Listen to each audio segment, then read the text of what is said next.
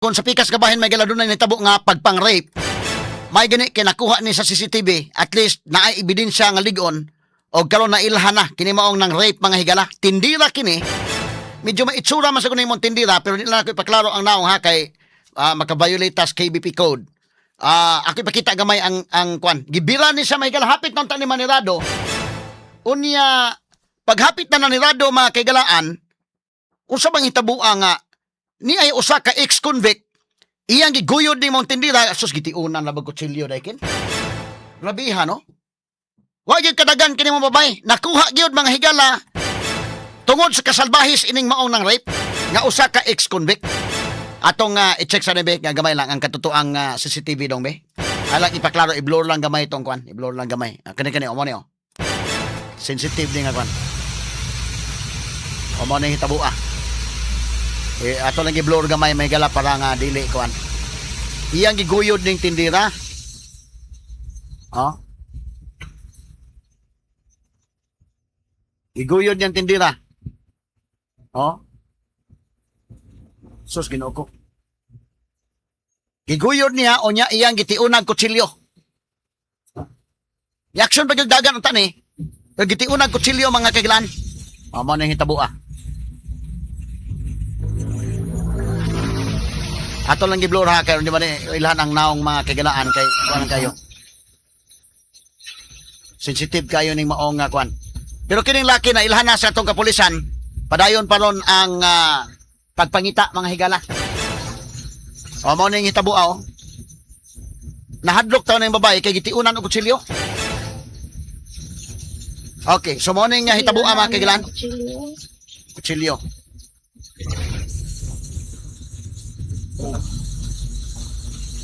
May tawhana day. Taas na tawhana no. Nang rape mga kaigalag tindira nga hapit ang tamanirado. Unya pagkahuman. Okay. So ni mga orasa ato i-check si kasaman Jane Gallardo kay kauban niya ron ang biktima. Ano na to mahinabi mga sukid di paminaw nini nga mga orasa. Yes sa kasaman Jane. DYHP RMN Report. Yes, Radyo Man, Attorney Rufil, medyo sensitive gid kaayo ni ang ato ang issue ka. Ayo lang ipakita ang naong gyud o ayo ipakita ang iyang identity kay sensitive kayo maluoy taon ta sa babae kasaman Jane. Yes, Attorney Rufil, hangi ra pud ta apan na desidido man pud gid sila nga mohatag sa ilahang habig mong gianhi pud gid nato. Kay para pud maklaro gid nato Attorney Rufil kung unsa gyud ang nahitabo ni adtong higayuna. Kay medyo murag kuan kayo paminawon Attorney Rufil makapanimbaut gid in taon sa balahibo kay nakuha man gid sa CCTV ang gatong panghitabo Attorney Rufil nga Nya kutsilyo gyud gition. Kutsilyo pag Attorney Rufil bisan kinsa niya inato kadako nga kanang lalaki taas pag di ay Attorney Rufil na sayra nato kay gipa-describe man nato ni kuan mabet ra yang ipaila-ila Attorney Rufil ang biktima nga taas ang taw muraga kung ipa-describe niya Attorney Rufil murag kapre ila nakataas dako nga taw niya nagdapag gid kutsilyo so mo to nga naabot gid sa punto nga nahilabtan gid in town si Attorney Rufil apan karon ato gid gianhi diri sa may basak sa Nicolas Attorney Rufil para pod madunggan nato gid ang iyang habig kay gani ilahang na post ang katong CCTV footage kay tumong nila Attorney Rufil nga madakpan og dali nay makapindot sa ilaha kung asa nagtago-tago ning maong lalaki kaning suspect para pod nga dili na makabiktima paglain Attorney Rufil mao gid ang ilahang tumong pero gi take down na lang pod to nila kay nakatag naman gid to pero karon ato gid nga eksklusibo nga mahinabi si Mabet ang biktima gid in town atong nakita sa CCTV Attorney Rufil nga gikuanan siya atong usa ka lalaki nga ilaha ra pod ay mga customer atong higayuna. Mama Beth, maayong buntag sa DYHP live ka karon sa DYHP RMN Cebu ingon man sa IFM 93.9 Cebu. Kauban na to si Attorney Rufil Banyok ma'am na alang gamay mga pangutana in town sa nahitabo ma'am. Hello ma'am. Esbet, nganlan na ka na mong mabit ha kay mo man pa imong okay ra pud ka ana. Kini ni ang unsa man ning maong lalaki regular customer ninyo din ha? Yes sir, regular po ni siya mo nung wala po mag-expect man nga na jud ang buhaton kay kani inanan namo good sa gaad daw balik ra gid mo regular gid na customer nga kuan mag ari-ari. So kana nga time padlaw namang gid taon to. So nakaila pud ko niya ningon siya nga moinom pud ko no siya ka bisag duha lang ka batol. So, to, ako sa siyang gitagaan ko. Pero niyan ako na nga, mag-close na ba ako, sir? Pero sige lang, kay customer man dyan ka na mo, dire, tagal lang ka na po. Pero, ikaw man ang ka batol, dili na dyan kong matag. Mm. Mo to kong gingon. So, niya siya, sige. Pero kanang time man, sir, dili lang dyan na mo yung gistorya na po. Maingon pa dyan siya, ikaw lagi day ang naa dira, dili lagi ka tong lalaki lagi. Ko lagi kay trabaho na mo siya, sir. So ako na po ang naa diri. Siya ni anak ko siya nga, mas maayo noon nga ikaw. Oh. Moto, nihatag ko niya kung siyang order nga ako ang sojo. Pagka maningo siya, apili na lagay. So wala ko kabantay siguro, ni tanaw na guro siya pag asa na ako gibuta ang kutsilyo. So moto, gihatag na ko tanan niyang order. Pagkatotod, sige siya istorya na ko. Pagkatotod, mga alas 2 mga 2:20 mga ninganang nga oras naghansip istorya na ko nangutanan na siya nga ningana siya na ko nga kanang asa naman ka nagtuyo ron so ningana ko nga diri raman to sir so dali ra kay ko maka-close siya mayo noon kay lagi regular po na ko nga customer ni kuan po ni approach ko nagtarong no to ningana siya nga ni hatag siya na ko bitali nga kanang mao naka-detect na ko ba nga lain na gid ni ingon na siya na ko nga gikan man kulaya ha naana ko gipakita dito sa papel niya og ang kanang Bible niya siya gikan man kulaya karon lang dito mao nang yari ko diri kay uhaw ko siya maayo ano ko nga no tumurog na kulbaan ko sige lang sir imam lang dira niya ni anak ko nga sige lang sir kay mag-inventory pag ko nag-inventory na kung nahinay yan siya sa bilang kay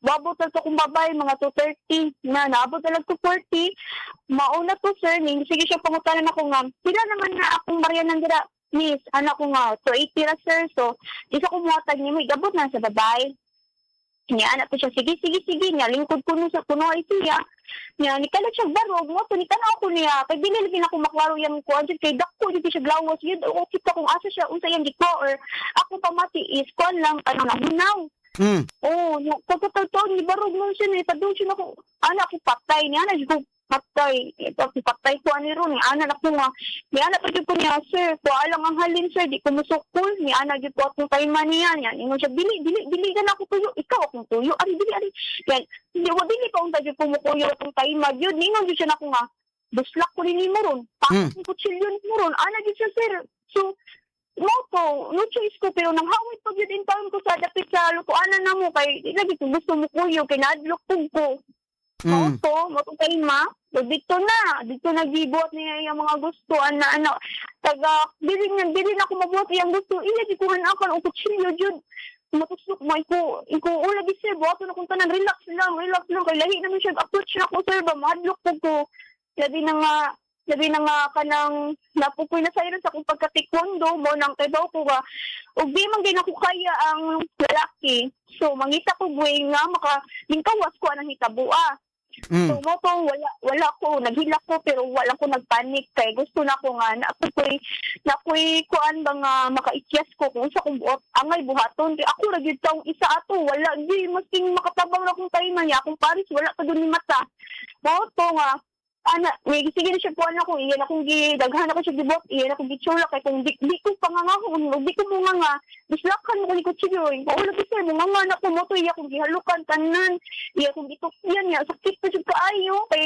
lahi man, niya, gifinger ko niya, tulok at tudlo, sakit kay gidusok niya, gidusok ko dyan yung maayo, iyan ako nga sir, ayaw lang sir, kay sakit, pinaya lang, anak ko, sumauto kay, mura kog action kapuyat ko natong taima na mura kog na kuan naluhod iya kong gi alalayan ko nuhay so mao to nga mura kog ni barog akong gitugnan akong buhok kay ining kasog makadagan ko sir at least dili magunitan gi akong buhok kay kasagaran yung babay buhok man gyud labi nagtaas ko buhok so mao to gipug akong akong buhok pagkauman kay sige, iko sir, sila kay nagpanic attack ko na kita dyan siya mananggahi akong kita dyan siya kanan nga nag-shake ako naglisten ako istorya, iko sir mo inom sa kong tubig mapog, iya kong di pa nagpagawas pa doon sa lababo kay naman may water dira kung pagkahuman sir, mura mag-reaction iyang butang iyang kutsilyo mao to na ilog yun akong kutsilyo bitistingan dyan ako unsa siya kakusgan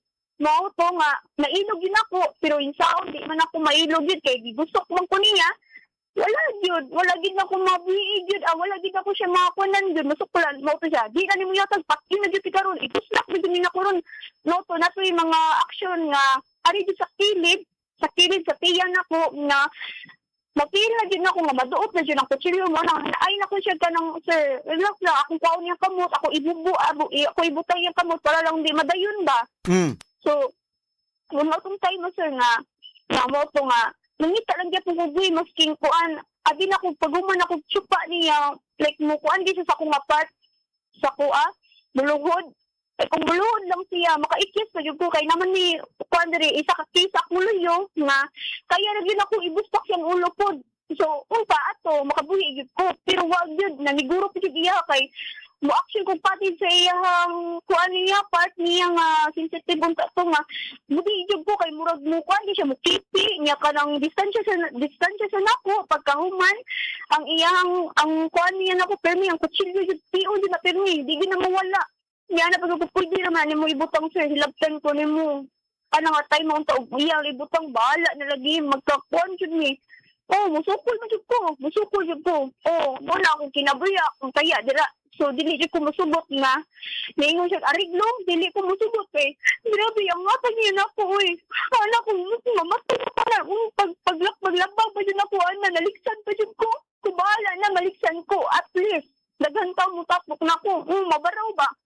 Nga, ako pa rin sa kamatan na itong tayo mga naghubo ko. Gihubo na dyan ako, tanan akong short, akong panty, akong chanilas. At least, kayo makadagan ko. Paala na, dili pa ko maparok. Basta mudagan ko, maugit ko niya. Siya ni action ko siya gubo. Niya iyang nang gikon ko, ni magdiso di siya dagan kay iya naman gihubo gamay. Sa moto na ang hilan ko, akong pares ni Mata, ni Shagit nga, ay, usama na, magkuha ko na kuno siya kwaon ba niya. Ni isinyas na akong pares nga lakbaw niya. Ako po niya, anak ko po nga, panglak, dagan, kay akong anak nagsubod niya. Niya, akong di problema, bahala na ako, basta akong pamilya, wala gani, Pwede didagan siya, pero walang pamukluso niya, gibusak mo luyo, pwede didagan ko, bahala na. Wala ko naka, kuhan ko din sa kanang hagdan na lang, layat ko, niya pagkaman, naligsan pa siya ko, nabundulan siya ko, bahala na to, nipipip ang sakyanan, nakita ni ma'am sa video nga, nipadayon na siya lakaw, paspas yung lakaw, niana na kong matabang, na to. So wala na yun nakaresponde na ko itong time mag-yun. Itong tawag wala ko sa kong amo. Walang dili yung pubok ko nga isip ko talan ni yung giduwat na ko kay dili na liman. Dili yun dalin sir. Nang gusto na ko mga dakpan po siya. So kining tindahan natin, kuan na kagisuhulan ka nga mabantay ane? Oo, cashier yun ko diri sir. Oho. Ang imo na yung Paris, asa man siya ng panahon na? Natulog sir kay bali kanina mong shop diri sa buntag refilling station ni siya water refilling station sa gabi kana bidyokihan so akong pares diri pod nagtrabaho sa refilling station so dili jud magkakuha na mong oras kay siya pang buntag ako pang gabi so ang among style is kanang siya matug ug makamata siya ng time mutabang jud siya nako para mag-close kay tibaw naman siya nga, tibaw ko nga mutabang din akong paris mo, itong pagpaalam lagi niya, sir, maon na ginagitabuag yun. May ganit po, nakamata po siya, kay usay, dili, gidbaya. May gitong tayo mga nakamata siya nga, ako pa yung anak mo, ipukaw niya. Ganiingon nga, papa, mata na, kasi mama, wala pa, naka sa work, ni anak kong anak. Nakilan po siya po sa kong anak, niingon mo po siya, nibagong siya. Ang ako lang ba nga, sis, katong tayo mo, wala lang yun. Patay mong yung kwarto ba? Dili lang dito rate iya. Tanaw na ko sir, tawag ko to. Kay dimension man dayon niya ang kanang cashier diri na mga laki. So ang imong Paris anang panahon na naara po diha natog within sa vicinity. Naara diha.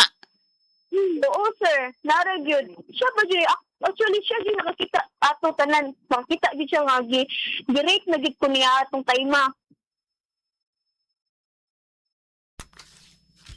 Okay. So kini ni ang kailangan gyud kanin niya kay kuan man og mapresentar ning tawhana balik na nimo kaila gyud ka sa aktual kay inyo maning kuan customer. Regular din na namo. Unsa may trabaho ko na niya? Wa sa mag-istorya nimo samtang inom-inom niya? Wala gid sir kay ingon siya wala ko na siya trabaho gid kay gikan ko na siya laya daw niya. Ano na siya, 33 years old naman ko.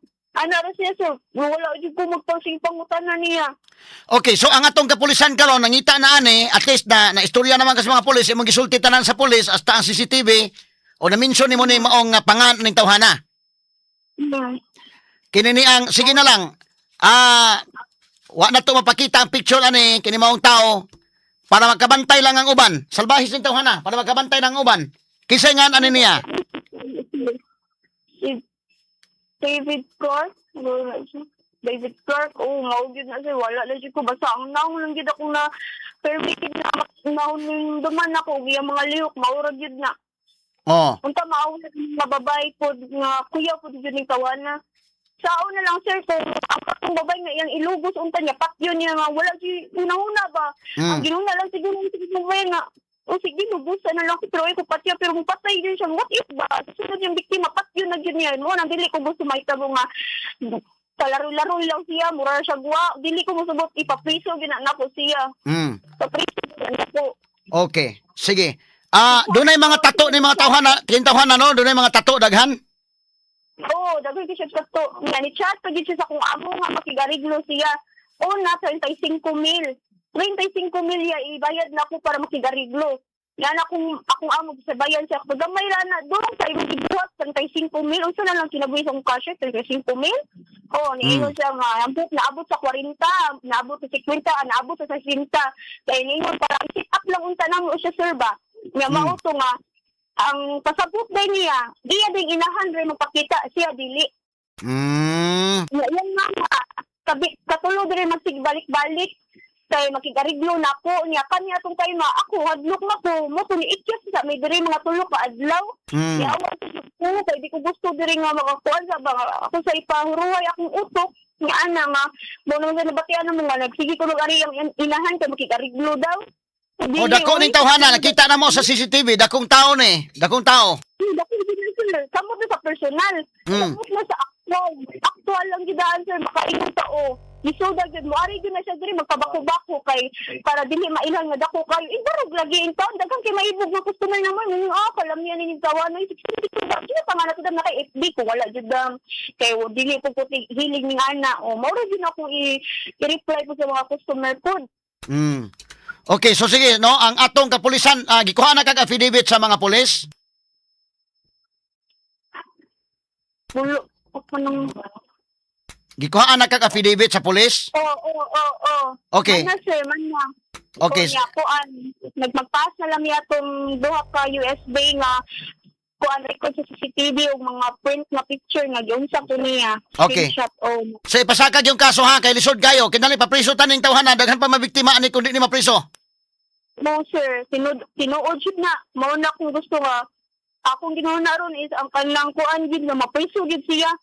Kasi akong amo, kuan na kay stress tungod ani. Sa pressure akong amo, tabang po akong amo in town kay lisod po niya ni. Lahi na sa niyang babae may kuano niya. Oo. O sige. Unsa magkakadugay na sa imong amo kanang imong tindahan diha nga ikaw may cashier? Mag 2 years naman jud ko. 2 years naman jud ko ang trabaho sir. Okay. Sige. Kaila ra gid ako mga regular gid kana lang gid siya ngano naambot unsay yung ganay adik manggod. Sige. So adik-adik ni tawhana di ay. Bo, adik-adik yun na. Okay. Sige.